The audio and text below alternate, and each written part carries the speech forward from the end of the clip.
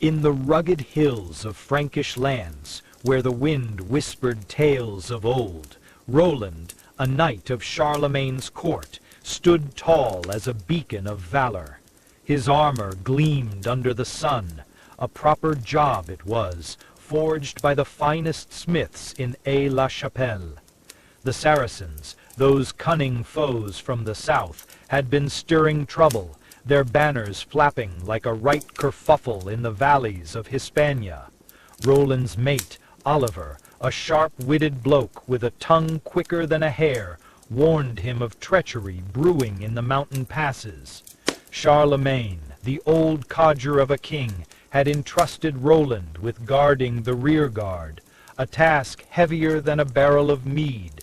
Whispers of a traitor, some say a proper snake like Ganelon, slithered through the camp, making the air thick with mistrust. By the fire that night, Roland swore an oath to protect the realm, his voice steady as the cliffs of Roncevaux. The camp was a right shambles, with soldiers knackered from the long march, their boots caked in mud from the Pyrenees' rocky paths.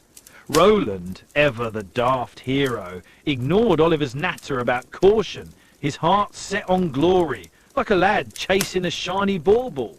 The horn of Oliphant, slung at his hip, gleamed with a strange light, almost as if it had a mind of its own. Ganelon, that shifty bugger, had been seen skulking about, his eyes darting like a fox near a henhouse. He'd been chatting with the Saracen envoys, claiming it was all diplomacy, but Oliver wasn't buying that cob's wallop.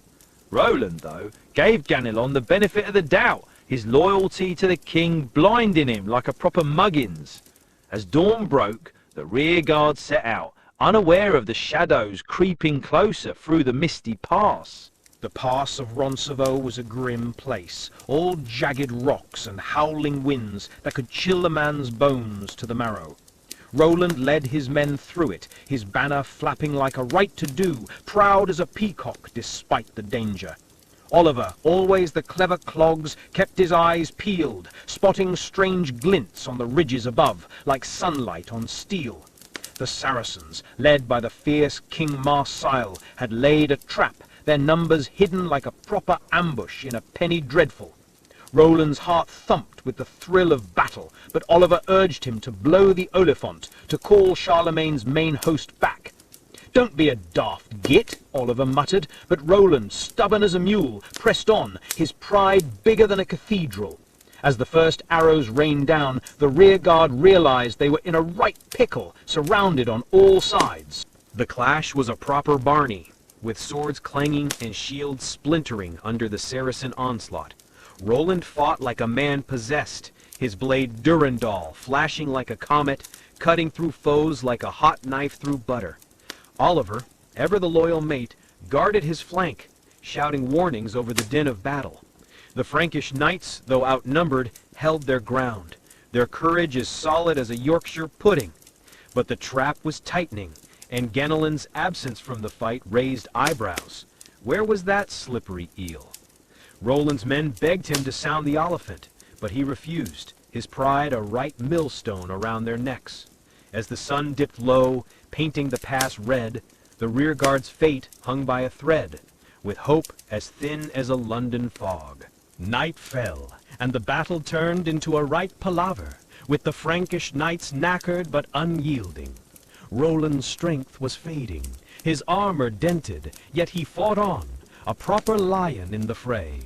Oliver, wounded, but still sharp as a tack, pleaded again for the Oliphant to be sounded, his voice hoarse from shouting. The Saracens, sensing victory, pressed harder, their cries echoing like a banshee's wail through the pass.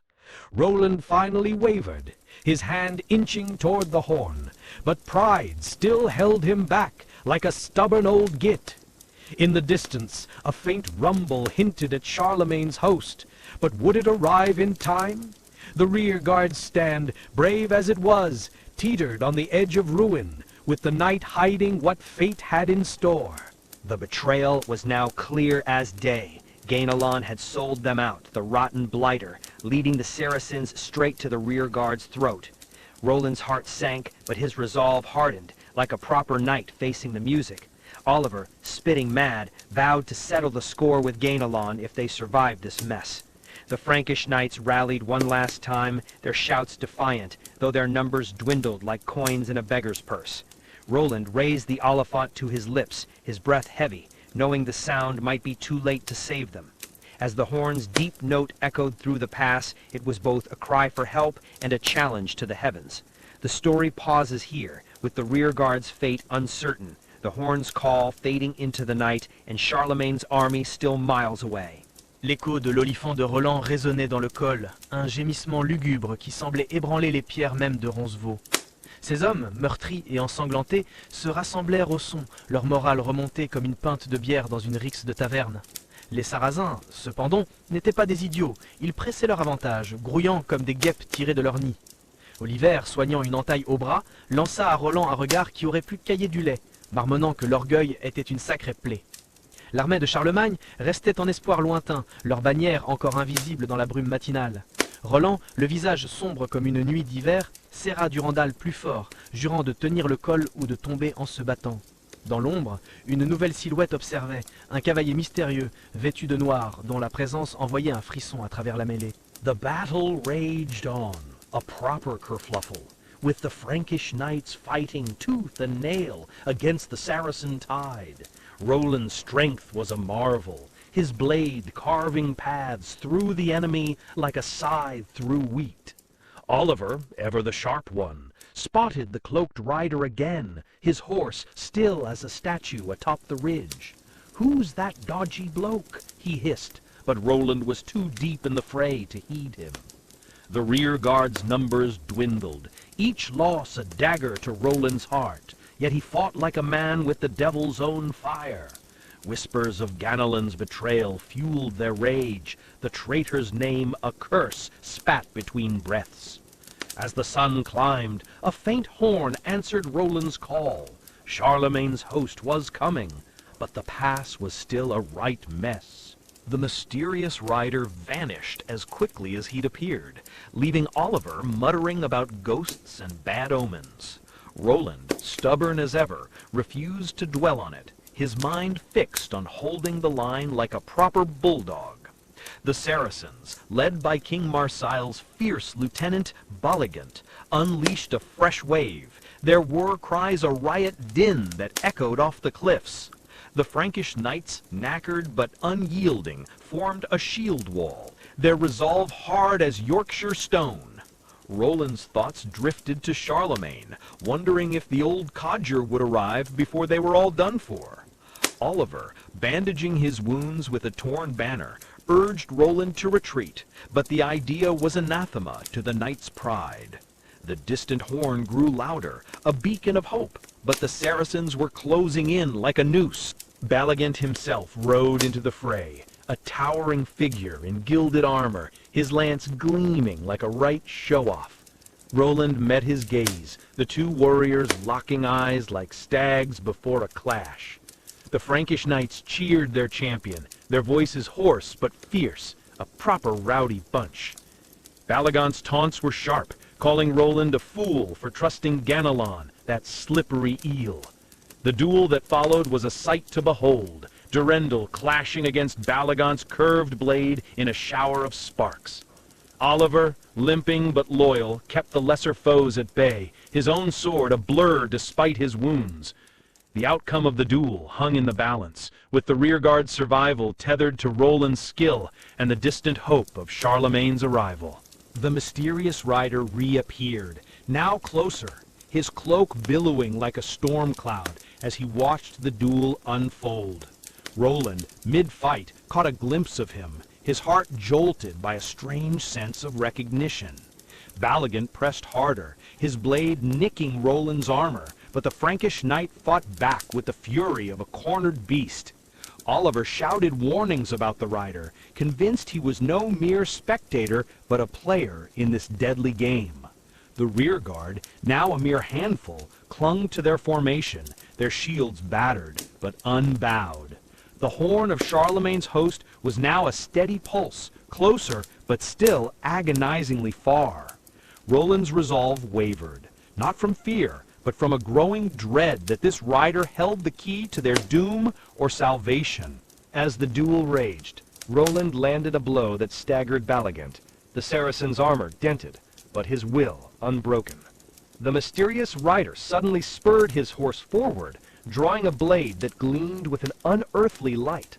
Oliver, ever the sharp-eyed bloke, shouted for Roland to beware, sensing a new threat in this stranger's approach.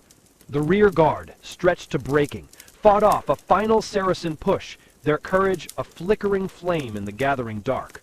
Roland, torn between Balligant and the rider, felt the weight of the Oliphant at his hip, its call now silent, but heavy with meaning. The horn of Charlemagne's host roared closer, a promise of rescue, but the rider's blade was raised, aimed at Roland's back.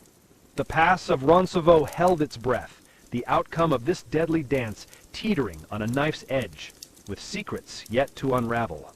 The mysterious rider's blade flashed, aimed at Roland's back, but Oliver, quick as a whip, lunged forward, parrying the blow with a clang that echoed through Roncevaux. Roland spun, his eyes wide with shock, as the cloaked figure retreated, his horse rearing like a shadow in the storm. Balligant, seizing the moment, pressed his attack, his curved blade a blur, but Roland's Durandal met it with a fury that shook the pass. The rearguard, now a ragged band, cheered their champion, their voices a hoarse roar like a proper pub crowd. Oliver, panting, whispered that the rider's face seemed familiar, a ghost from their past, perhaps a knight turned rogue. Charlemagne's horn blared closer, a thunderous promise, but the Saracens were relentless, their numbers a tide that threatened to drown the Franks. Roland, torn between foes, sensed a deeper plot, his heart heavy with the weight of betrayal and the rider's cryptic presence. The rider vanished into the mist again, leaving Roland and Oliver exchanging glances, their trust in their own ranks shaken to the core. Balligant fell back, wounded but sneering, vowing to return with a vengeance that would make the pass run red. The Frankish knights, knackered to their bones, regrouped around Roland, their shields a battered wall against the Saracen onslaught. Oliver, ever the clever clogs, pieced together whispers of the rider, a knight named Audibert, once a brother in arms, now a shadow with a grudge. Roland's mind raced, recalling Audibert's banishment years ago, a murky affair tied to Ganelon's scheming. The distant horn of Charlemagne's host was now a steady pulse, but the pass remained a deadly maze of rock and steel. As the Saracens regrouped, Roland gripped the Oliphant, wondering if its call had doomed them or saved them. Audibert's name hung like a dark cloud, stirring memories of a feast in Aix where he'd sworn vengeance against Roland for a slight long forgotten. The rearguard, now barely a dozen strong, fought with the grit of cornered wolves, their blades flashing in the dim light. Roland, his armor scarred, felt the weight of leadership like a millstone, each fallen comrade a wound to his soul. Oliver, limping but fierce, urged Roland to sound the Oliphant again, to hasten Charlemagne's arrival before they were all done for. The Saracens, sensing weakness, launched a fresh assault, their cries a right din that rattled the cliffs. Roland's pride wavered, his hand brushing the horn, but Audibert's shadow loomed larger, a puzzle yet to be solved. Charlemagne's banners finally broke through the mist, a glimmer of hope, but the pass was still a cauldron of chaos. The battle turned into a proper shambles, with Roland and Oliver back to back, fending off foes like a pair of old mates in a tavern scrap. Audibert reappeared, now unmasked, his face a mask of rage, his blade aimed not at Roland, but at Oliver, a personal score to settle. Roland roared, intercepting the blow, his Durandal clashing with Audibert's strange, glowing sword in a burst of sparks. The rear guard, inspired by their leader's fire, held the line, their courage as solid as a Yorkshire pudding. Balligant, still lurking, rallied his men for a final push, his voice a thunderclap over the din. Charlemagne's host was now visible, their armor glinting through the pass, but Audebert's betrayal cut deeper than any Saracen blade. The fight became a three-way dance, with Roland caught between duty, vengeance, and the hope of salvation. Audebert's taunts revealed his motive. Ganelon had promised him Roland's head, a deal sealed in the shadows of Aix's halls. Roland, his heart a storm of rage and sorrow, fought with a ferocity that stunned even Balagant, who retreated to regroup. Oliver, bloodied but unbowed, whispered that Audebert's blade bore runes, a sign of dark pacts made beyond mortal ken. The rearguard, now a mere flicker of its former strength, formed a final stand, their shields a defiant wall against fate. Charlemagne's knights were close, their horns a clarion call, but the pass was a death trap, with Audebert's treachery a poison in their midst. Roland, torn between blowing the Oliphant again or facing Audebert, felt the weight of destiny pressing down. As the Saracens and Audebert closed in, the rearguard's fate hung by a thread, with secrets still buried in the mist. The clash reached a fever pitch, a right palaver, with Roland's blade a whirlwind against Audebert's unnatural speed. Oliver, barely standing, took a blow meant for Roland, collapsing with a groan that tore at his friend's heart. Audebert laughed, his voice cold as a winter's grave, claiming Ganelon's plan was but a piece of a larger game. The Saracens, under Balagant's command, struck like a hammer, their numbers overwhelming the rearguard's crumbling line. Roland, his eyes blazing, raised the Oliphant, its deep note a desperate plea, as Charlemagne's host broke through the pass's mouth. Audebert, sensing the tide turning, vanished into the shadows, leaving Roland with a wounded Oliver and a battlefield of ruin. The story pauses here, with Charlemagne's arrival imminent, Audebert's treachery unresolved, and the rearguard's survival a fragile hope in the chaos of Roncevaux. Charlemagne's host burst into Roncevaux like a storm, their banners a blaze of gold and crimson against the misty pass. Roland, cradling a wounded Oliver, felt a surge of hope, though his heart was heavy as a sodden cloak with his friend's pain. The Saracens, caught off guard, faltered under the Frankish charge, their ranks scattering like leaves in a proper gale. Audebert, that slippery blighter, was nowhere to be seen, his shadow melting into the cliffs like a ghost in a penny dreadful. Roland's eyes scanned the chaos, searching for Balagant, whose gilded armor still gleamed amidst the fray. Charlemagne himself, a grizzled old codger atop his warhorse, roared orders, his voice a thunderclap that rallied the rearguard's remnants. Yet in the din, a chilling whisper reached Roland's ears, a prophecy from Audebert's lips, hinting at a relic hidden in the pass that could shift the tide of fate. The Frankish knights, bolstered by Charlemagne's arrival, fought with renewed vigor, their blades a whirlwind that pushed the Saracens back. Roland, torn between tending Oliver and joining the fight, entrusted his friend to a healer, a wiry old chap with hands steady as stone. Balagant, ever the cunning sod, rallied his forces on a high ridge, his war cry a right to do that echoed through the pass. The whisper of Audebert's prophecy gnawed at Roland, tales of a relic, an ancient cross said to hold divine power, buried in Roncevaux's heart.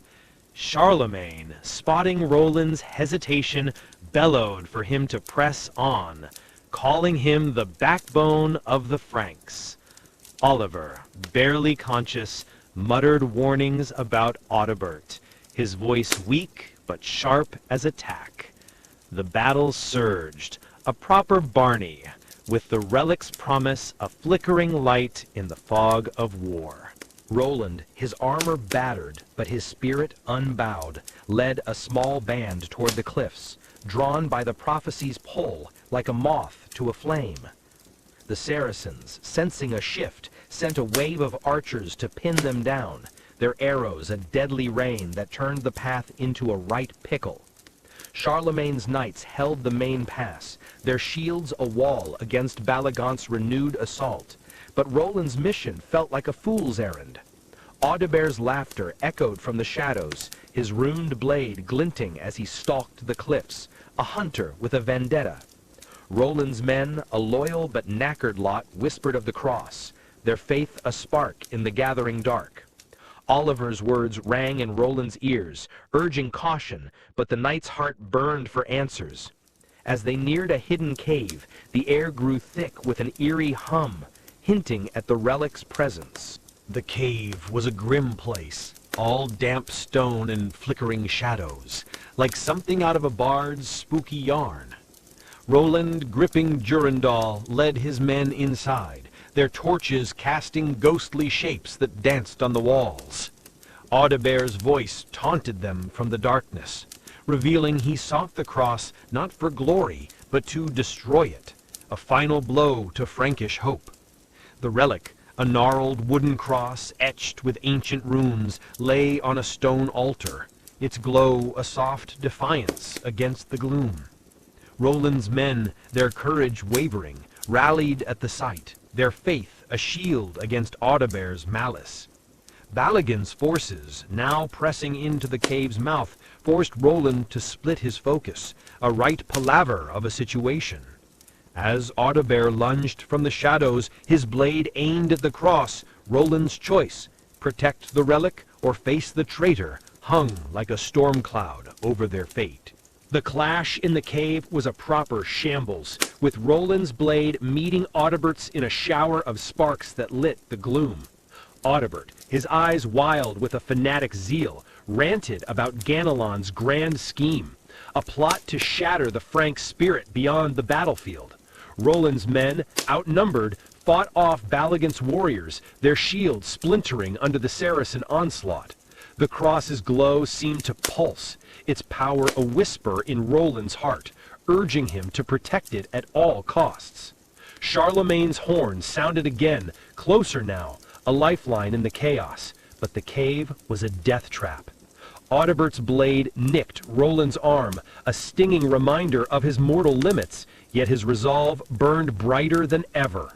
As the relic's light flared, a vision of Oliver's face, pale but defiant, spurred Roland to fight on, with the pass's fate teetering on the edge. Audebert's strength seemed unnatural, his runed blade moving with a speed that defied mortal skill.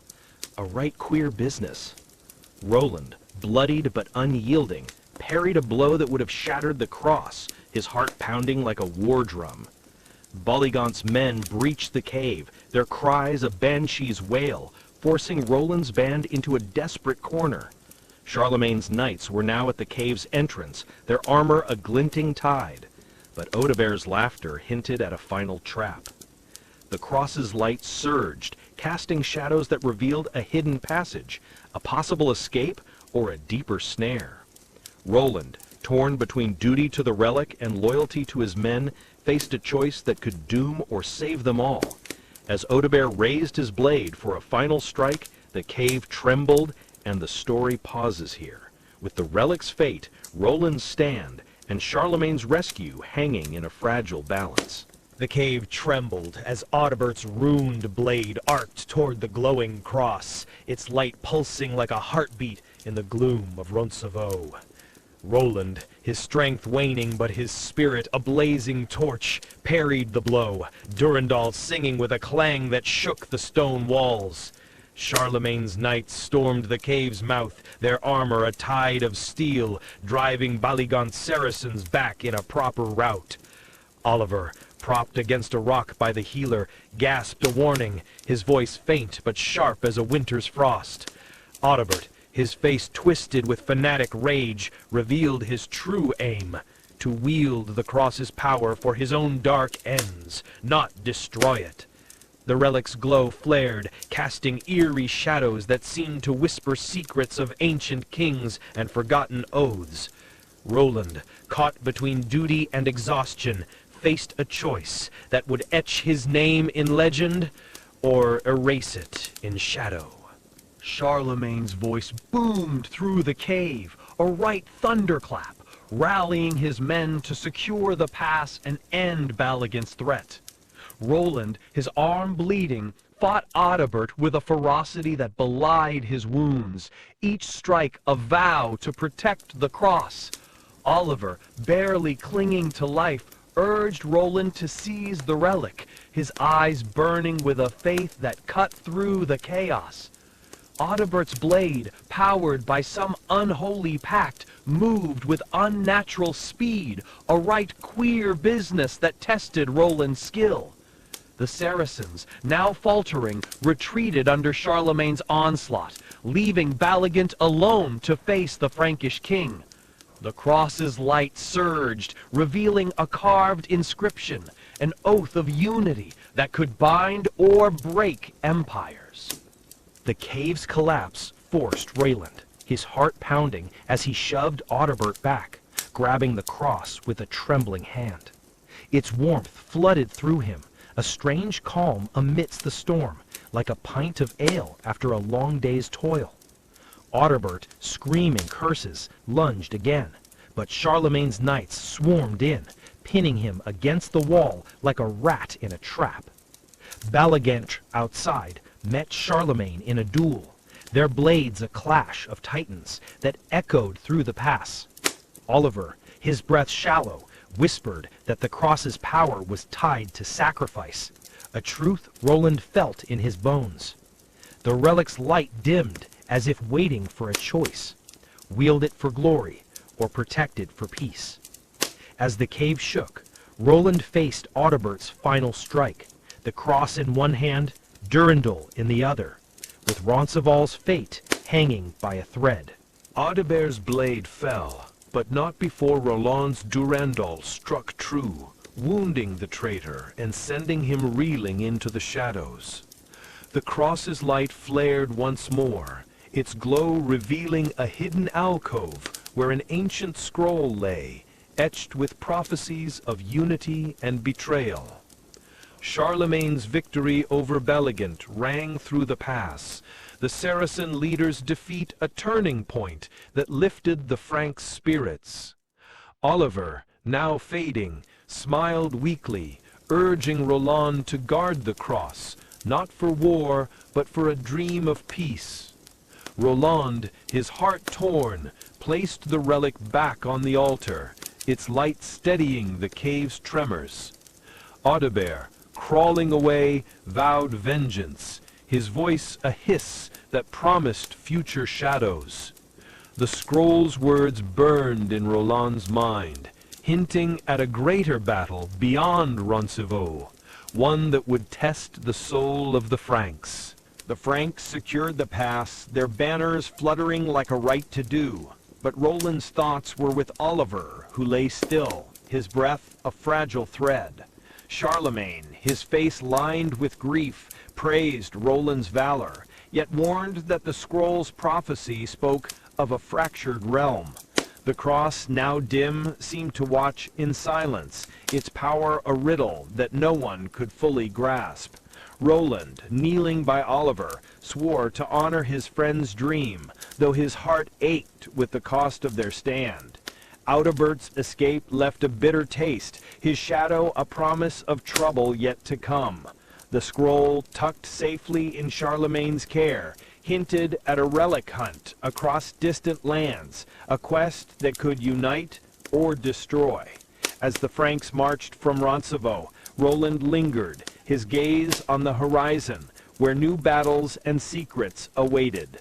The tale of Roncevaux ended not in triumph or ruin, but in a whisper of what might be, a proper cliffhanger for the ages. Roland, now a legend, carried the weight of the cross's oath, its call for unity a burden heavier than any blade.